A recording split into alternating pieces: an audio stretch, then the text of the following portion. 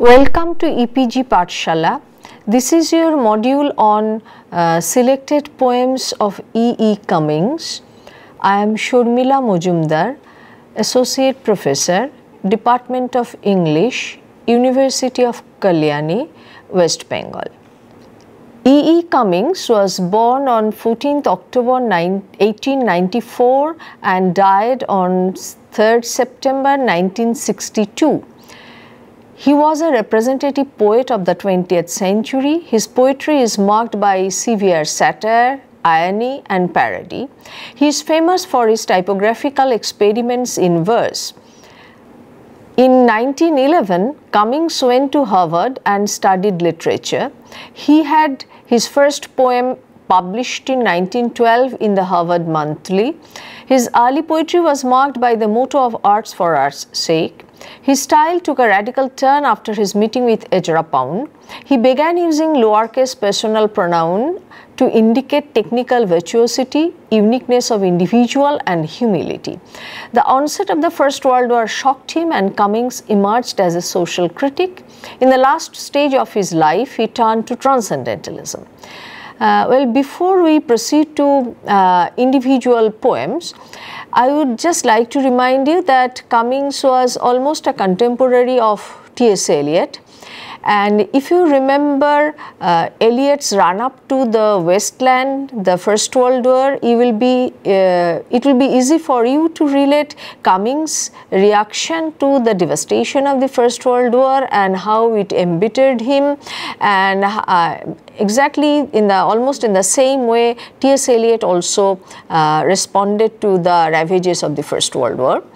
And secondly, the important thing is his meeting with Ezra Pound. Again, if you remember your Westland, it is Pound who actually gave shape to the multitude of fragments that Eliot wrote. It was Pound who gave the poem a shape, and Pound should be Pound is an harbinger of modernity in American poetry, and the meeting with Ezra Pound actually inspired EE Cummings to embark on his modernist experimentation in poetry.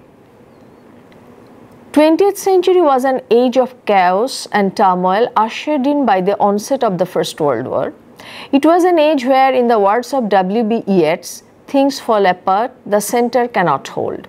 Hunger, injustice, bloodbath gripped the world, and the dignity of man as man received a death blow. Cummings took up the cudgel against social wrongs and wrote poetry to usher in a social change. Cummings pinned faith on the individuals who did not succumb to the rule of the jungle. So you see, highly idealistic stance that Cummings took at the beginning of his career. He was protesting against injustice, he was protesting against hunger, he was protesting against the violence of the war, and he pinned his hope on individuals who did not succumb to the lure of money or comfortable life, who actually responded to the call of their conscience. And his poetry, at least his early poetry, is replete with these voices of protest, and these voices of protest against hunger, bloodbath and demand for social justice. But before we go into the texts of the poem, we will have to talk about the technical innovations that he made into his poetic style. This is unique, and in a way, at least for him, it reflects the spirit of modernist experimentation in poetry. Here are some of the innovations that he made into his poetic style. Among his experimentations, the most important is the use of the lowercase. This is something probably you have noticed on the title page of this module, that his name is also written with lowercase. Some of Cummings' poems make use of the pattern poetry where no adherence to rhyme or meter is maintained. He is notable for his new word coinages. He found traditional vocabulary ill-equipped for his poetic output. Cummings played with typographical rhetoric. He used space within single word. Now, if we go back to the period of Harriet Monroe, when Harriet Monroe was publishing poetry, and she was encouraging new poets to write in her magazine, and they were making it new. What did she, or for that matter the poets who are writing to establish or a tradition, mean by making it new? As it becomes clear that they always felt the vocabulary, the poetic vocabulary that was made available to them was inadequate to express the newer sensibilities, and they were kind of trying to shock the reader into reading between the lines, to probe deep into their poetry, to find meanings into it, and that is why they made various kinds of technical innovations in their poetry. One of them being free verse, free flowing verse, where there is no traditional English meter, and there is no rhyme scheme. It read more like prose, but it has its own cadence, and that is how they were trying to make the difference. Cummings' various uses of parentheses are worth noticing. They are used sometimes for an interpolated comment or for the purpose of splitting words. Another technical innovation of Cummings' poetry is his emphasis on the role of the reader. For example, his poem Unjust invites the response of the reader to fill in the missing gaps. And here I am reminded of modern theatre, where the members of the audience is directly invited to participate in the action on the stage, and sometimes the barrier between the stage and the auditorium is completely obliterated. The characters from the stage, they come down onto the audience, and sometimes audience is invited to go up to the stage to participate in the theatrical action. Now look at these two examples of Cummings' experiment. Look at the shape first, because shape of a poem is not generally considered to be important, but that is exactly what Cummings is making it here. And if you remember your metaphysical poetry, you will remember that there are poems like The Temple which tries to imitate the shape of the temple that is the subject matter of the poem. So look carefully at the first example. There are names of various publishers, and they are all established famous publishers, and the title of the poem is No Thanks To. So it's a kind of defiance, it's a kind of challenge that he threw to the established literary maybe tradition, at least the people who controlled literary publication in America at that point of time. Now we come to a poem called All in Green Went My Love Riding. The poem is culled from Tulips and Chimneys, published in 1923. This poem shows the pre-Raphaelite feature of Cummings' poetry. Now, do you know what pre-Raphaelite poetry is like, or for that matter, do you know who the pre-Raphaelites are? Rossettis, they are the most important figures in the pre-Raphaelite movement. Pre-Raphaelite movement in poetry is a phenomenon in the Victorian age, where the poets who participated in it believed in art for art's sake, by which it's meant that art is created for the sake of art. So you see, if you believe that art should have a social purpose, art can be propagandist, art can bring about social changes, art can be a medium of protest. They did not believe in any of these things. Their primary objective was to create art for the sake of art. And this particular poem of E. Cummings shows the pre-Raphaelite influence. The poem draws on the myth of Diana and Actaeon. This myth finds reference in the works of Euripides and Ovid. According to Euripides' version, the mortal Actaeon is torn asunder by his own dogs when he brags that he is a better hunter than Diana, virgin goddess of the hunt. And there is another version. According to Ovid's narration, Actaeon unexpectedly turns up at a pool where Diana is taking a bath and stares at her. Diana gets angry and turns him into a stag as a punishment for his act. Actaeon's dogs mistake him for a deer and tear him into pieces. Now you see, here is a man who has been talking about injustice, bloodbath, war, hunger, and now he has suddenly turned to a subject which is taken from classical mythology, and he is deviating from the style with which he was experimenting to go into the pre-Raphaelite mode. Cummings' reworking of the myth in All in Green Went My Love writing. Cummings interpreted the myth from his romantic sensibility. Diana is the speaker and Actaeon the hunter. From the outset, series of epithets to describe the quarry such as swift, sweet, lean, lithe, slick, slim suggest Diana's sympathy for the deer. Now look at the word clusters and look at the repetition of the same sound. That creates an effect which is very pleasurable on the on our auditory senses. So that is what is meant by arts for art's sake.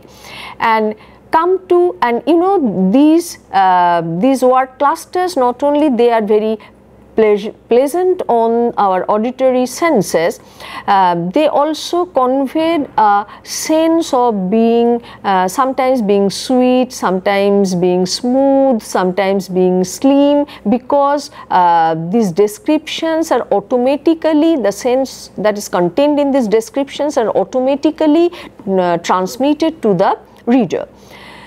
Then expressions such as cruel, bugle, famished arrow, hounds crouched low reveal about her antipathy to the hunter Actaeon. So you see the dichotomy, he is sympathetic to the deer who was actually Actaeon, and she has antipathy towards Actaeon who was the hunter before he was turned into a stag.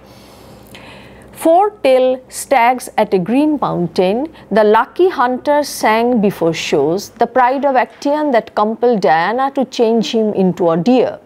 The death of Actaeon by his own dogs evokes sympathy in the heart of Diana that is shown by the phrase, "My heart fell dead before." We come to the next poem, Memorabilia. Memorabilia is collected from Cummings' 1926 volume IS 5. In this poem, we see Cummings' sharp satire and typographical tableau. Major characteristics of modernism such as realism, alienation, experimental syntax ring through the entire poem. The poem is a pungent critique of tourism, especially practiced by the shallow Americans. The title of the poem is reminiscent of Browning's poem of the same name. However, Cummings' poem does not share anything with Browning's poem except nostalgia. Now, the tourism is a direct fallout of American wealth. As they were becoming wealthier, they started going out on leisurely vacations, and there were people who acted as tour guides. There were proliferation of tourist companies, and all together they were completely changing the face of rural America and also the value system of the American people. That is, at least that is what Cummings felt. So he attacks the whole business, the whole tourist business very sharply in this poem. The opening line pokes fun at the safety slogan posted at railroad crossings and the route directions a tour guide gives to followers. Once Venice dominated the seas, it is from Venice that Marco Polo started his voyages. Dante had been sent to Venice as an ambassador by Guido da Polenta. The city with rich cultural legacy has now been reduced to a mere shadow of its former self by the influx of American culture. The apotheosis of tragedy is reached when the tourist, faced with such kind of architectural wonders, can only say, "Isn't this well carved simply darling?" The ending of the poem suggests how the poet craves separation from this materialistic society. So here comes a sharp criticism of materialistic American civilization, and you know there is a contrast between the old world Europe and the new world America. Europe, which had culture, which had inheritance, which had sophistication, and America on the other hand has money and only money and is very materialistic and completely devoid of aesthetic senses. So when they go to Venice, they are completely oblivious to the huge cultural legacy of that place. They don't appreciate the exquisite architecture, and for them it is just well carved simply darling. That is how an American will respond to this situation. And at the end of the poem, the poet craves for separation from this materialistic society because he himself is an American, and thus the criticism of American materialism comes from within. So today we sometimes talk about the crassness of American money, but it was long before us, almost 85 years back, E. Cummings was proffering the same criticism of American materialistic culture.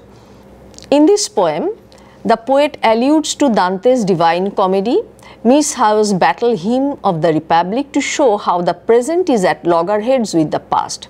In the phrase, "O education, O the cook and son," the poet alludes to a successful travel firm that orchestrated many tours of the continent. The merging of education with the name of a travel firm shows how the craze for tourism has brought educational downfall. So you see, he is essentially talking about education which enhances one's analytical ability, which trains the mind, and which gives a very liberal Catholic view of the world. On the other hand, there are skills, and there are skills which train people to earn money and more money. So when a travel firm has the name of the travel firm has orchestrated, which has orchestrated many tours of the continent, is merged is with the name of an educational institution, that clearly points to the degradation of American system of education, where the goal of education is not to build character or to impart training in thinking for oneself, but education simply means a set of skills that will equip people to earn more money. It's worth noting that the last two lines are within brackets. That signifies the poet's separation from the prevalent culture, a typographical experiment so typical of Cummings' craftsmanship.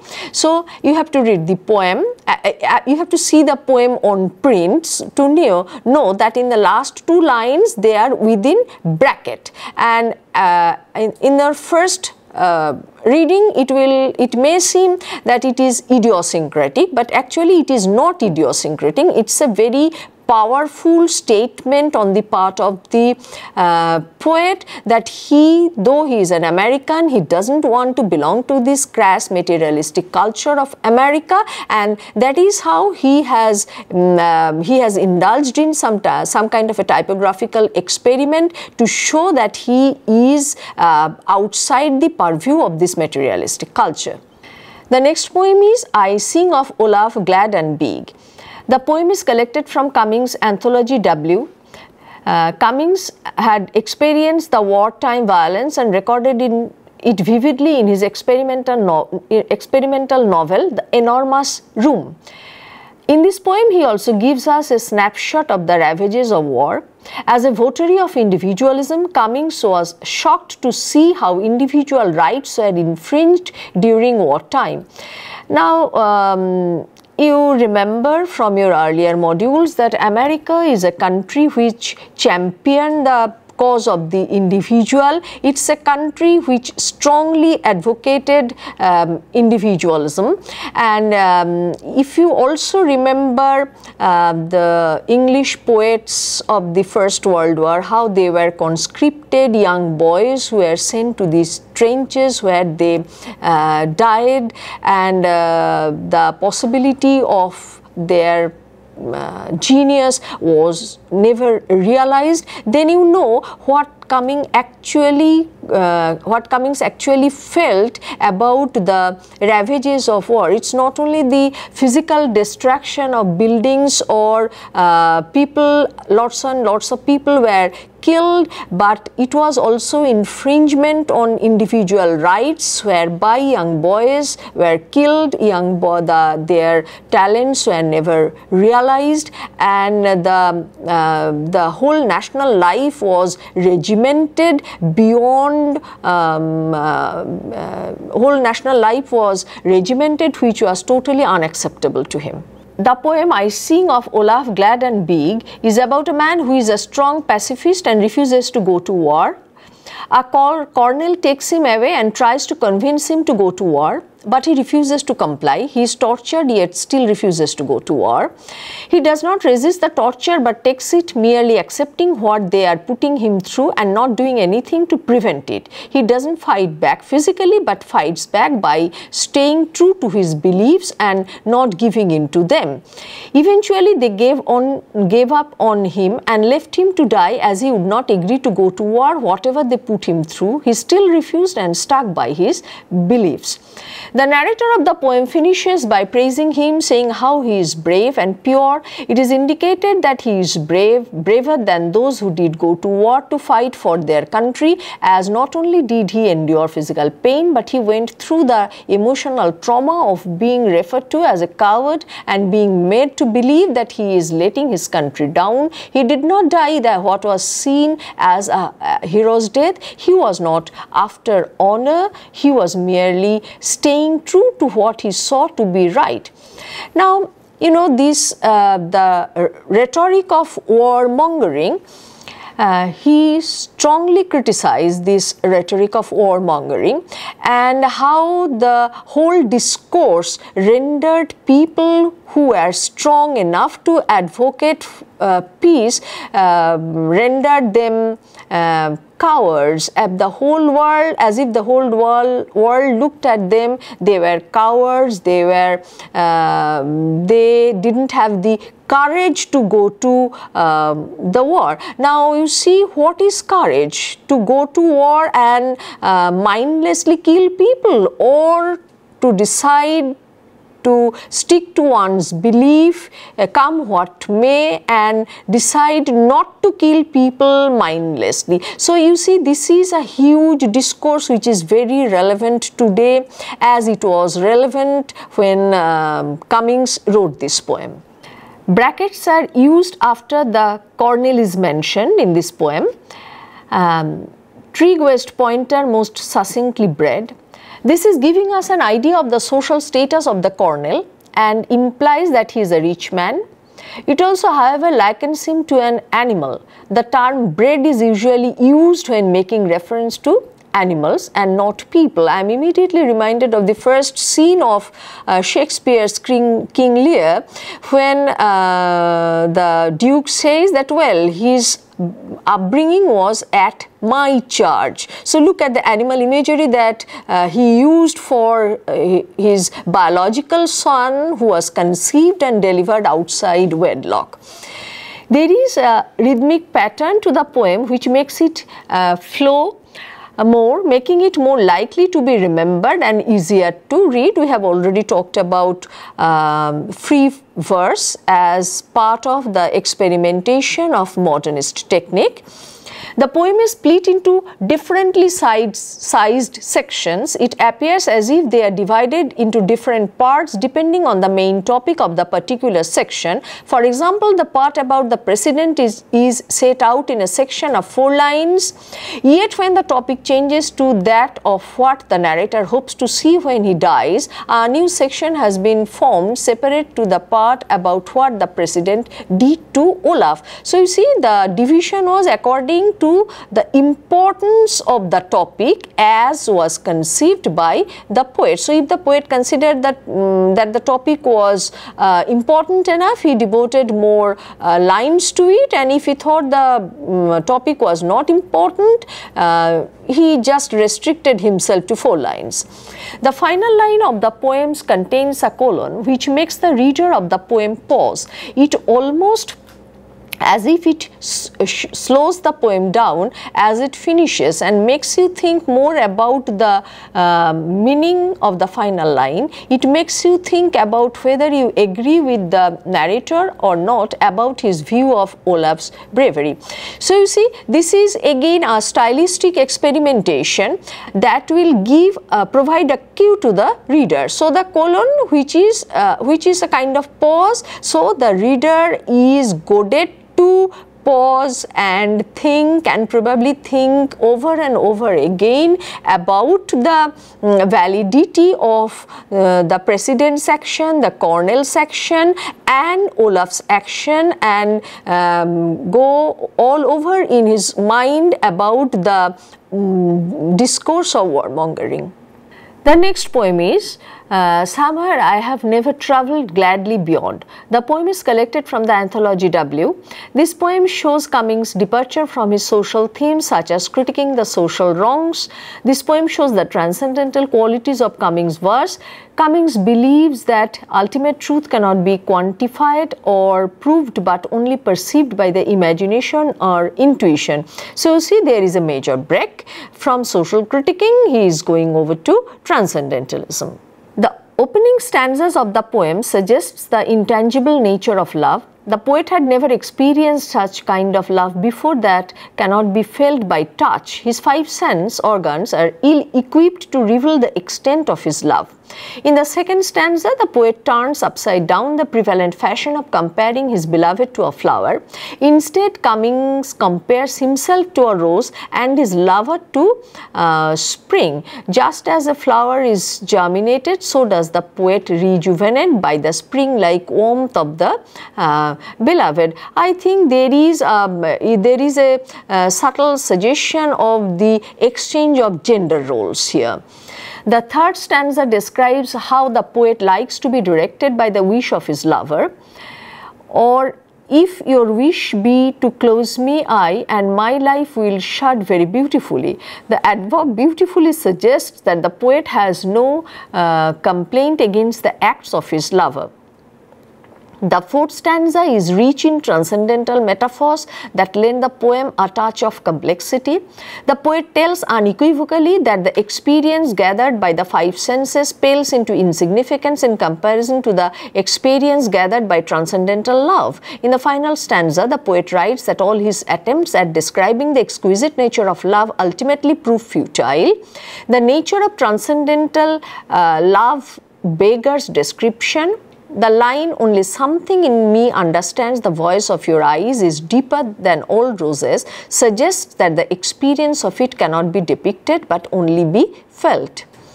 And then we move over to the poem My Father Moved Through Dooms of Love, and this poem has so many things in common with the earlier poem, because here also he talks about his father who adhered to a strict sense of values, who suffered for this and who never deviated from his sense of values, and his father becomes a godlike personality. And you know, the transcendental nature of the last poem continues in this poem also. The poem is collected from Cummings volume entitled 50 Poems. The poet fuses romantic individualism with social responsibility. Here Cummings sings in praise of his father, who through his philanthropic acts has taught the materialistic world the lesson of charity and love. As the poem opens, the poet describes how his father overcame the odds imposed against him through the power of love. His father, like the touch of April, gave a clarion call to the slumbering world. The subsequent metaphors, such as lifting the valleys of the sea, extended his father's resemblance to God. In his various roles as professor, minister, Edward Cummings tried to resurrect the world. So you see, this is a highly romanticized portrayal of his father. Even in his old age, his father did not deviate from the path of virtue and went on living a pious life that set an example before the future generation. As a human being, his father was subject to physical death, yet the qualities of his father stood for did not die with him. The final line of the poem, "Love is the whole and more than all," validates the poet's philosophy.